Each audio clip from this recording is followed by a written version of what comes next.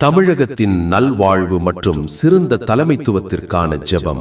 அன்புள்ள பரலோக பிதாவே, எங்கள் தமிழகத்திற்காக உம்முடைய சமூகத்தில் வருகிறோம்.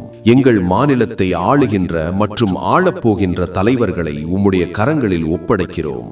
ஆண்டவரே, நீதியுள்ளவர்கள் ஆளும்போது ஜனங்கள் மகிழ்வார்கள் என்ற வேத வசனத்தின்படி எங்கள் தமிழகத்திற்கு நேர்மையான, உண்மையான மற்றும் மக்கள் மீது அன்பு கொண்ட சிறந்த தலைவர்கள் உருவாக உதவி செய்யும்.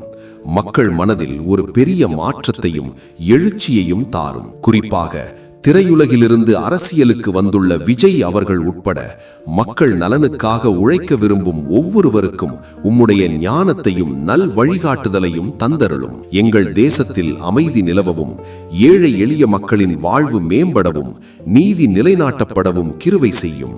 உம்முடைய சித்தத்தின்படி தமிழகத்திற்கு ஒரு சிறந்த பொற்காலத்தை அமையச் செய்யும்.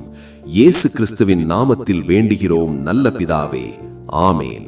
இன்றைய வசனம்: நீதிமான்கள் பெருகினால் ஜனங்கள் மகிழ்வார்கள், துன்மார்க்கர் ஆளும் போதோ ஜனங்கள் தவிப்பார்கள்.